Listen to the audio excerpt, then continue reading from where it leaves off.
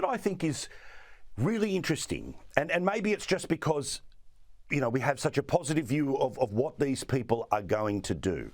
But I like that we're sort of getting to this stage where I don't care who you slept with 20 years ago. I don't care what happened in college. What's your plan to do with the job you're about to have? And RFKJ, and we've talked about this for such a long time, and you've done hours and hours and hours of sit-downs with this guy, right? When he was running for president, I remember playing a tape from one of his very, very many speeches where he points out the obvious.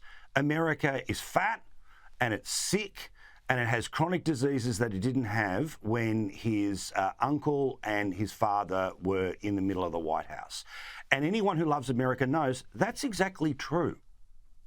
100%. And I also feel like, I don't know, if you are electing a pope, you need to know about the love life. You need to know about serious moral, personal failings. It's very relevant to the job. But in 2025, you know, America, Australia, I just feel like at this point, we just need to get done. We really need to overhaul these institutions that have been stuck, mired in their own bad habits for decades now. And so RFKJ, no, I would not date him. I would not date Pete Hegseth either. You know, I wouldn't. But I love Pete, and I think Bobby's great too. I'd have dinner with them. I can be friends with them, and I would 100% vote for them for the positions they're in. Pete's already doing a great job over at defense, and Bobby's going to do a great job over at health.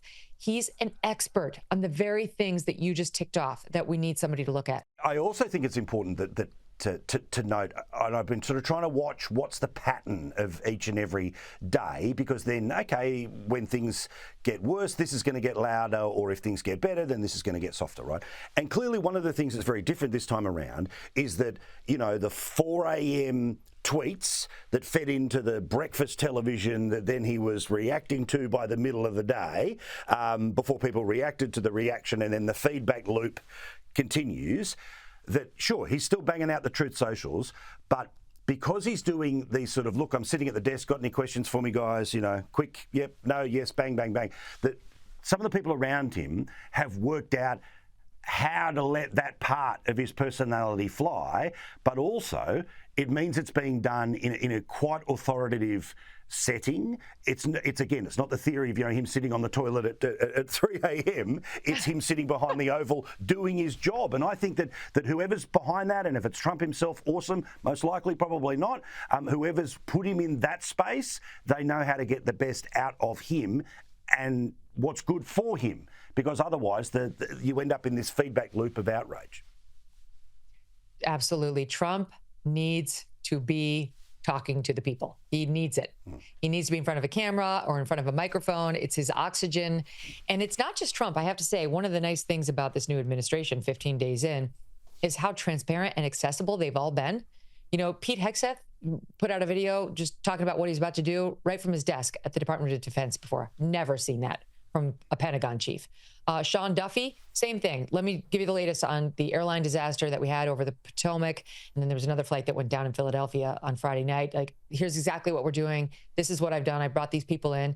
It doesn't always have to be a big presser, right? It can just be the actual guy saying, I know what's on your mind. Here's what I'm doing to combat it. And that's what Trump's doing, whether it's from the Oval or, you know, on Marine One, wherever he is, or just popping into the press briefing room.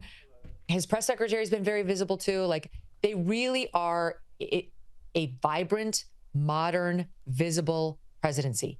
If you could envision the polar opposite of the Joe Biden administration, that's what we're experiencing over here. And you forget that Trump is 78. Like, I noticed something, Paul. Elon Musk is constantly on X, constantly.